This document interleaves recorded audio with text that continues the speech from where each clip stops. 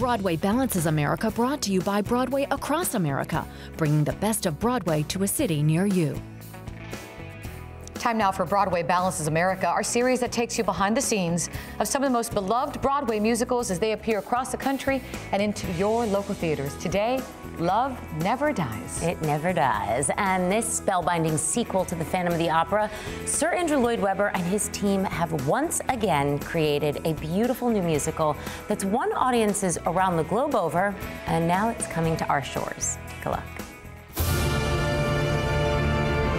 Set 10 years after The Phantom of the Opera, the greatest love story of all time continues in New York City around 1907. Amongst the joy rides and freak shows of Coney Island, the Phantom has escaped from Paris and has finally found a place for himself. We're in a new kind of this magical fairground that the Phantom set himself up in, and the problem, unsurprisingly, is that he just can't get Christine out of his head. Now, in this new world of Coney Island, the Phantom is missing his greatest love and muse, the beautiful Christine Daae. You're playing this iconic role, Christine Daae. For people who might not be familiar with the story of Love Never Dies, can you elaborate on where we find Christine when the show opens? We find out that she has a son. She and Raoul are indeed still married. We also find her traveling to the United States from Europe. We find out that she has become this gigantic super opera star.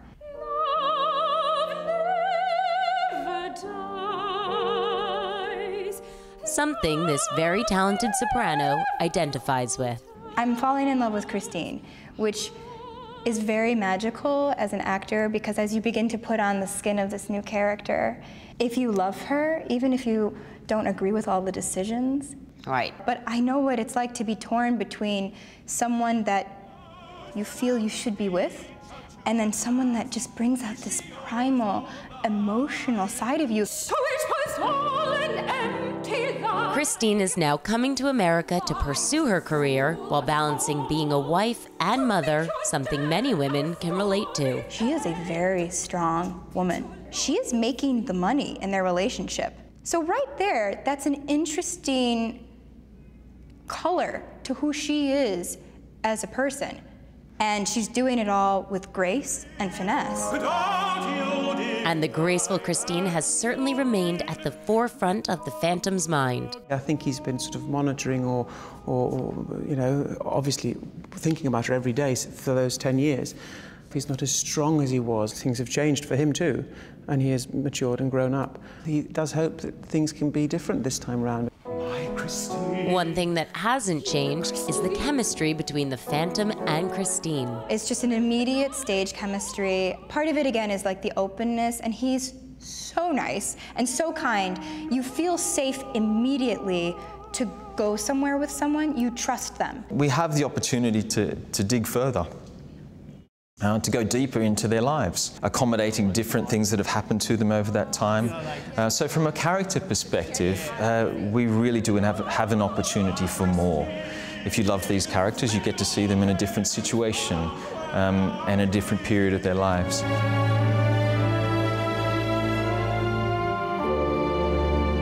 Andrew Lloyd Webber's beautiful music truly underscores the entire production. The vocals are stunning, and they soar, and I think that they transport people. My dear old friend, carry your dear old friend. My dear Christine. The emotion and the passion that happens vocally. The orchestrations are rich and dense and support the drama completely, and then there are all the musical references, the hidden references to Phantom that you can find in it, so it's very exciting. And whether someone is musically trained or not musically trained, whether one has ever been to a musical before, his vocal writing, his orchestral writing are accessible.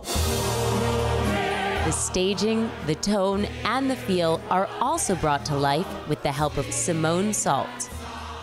Yes, it's a love story between Christine and Phantom. However, the responsibility for us is to create and invite the audience along into this world that is now based in Coney Island. So it is a huge ensemble piece, and that's very, very much brought to the forefront in numbers like at the top of the show. We have Coney Island, so that's the invite into the big top.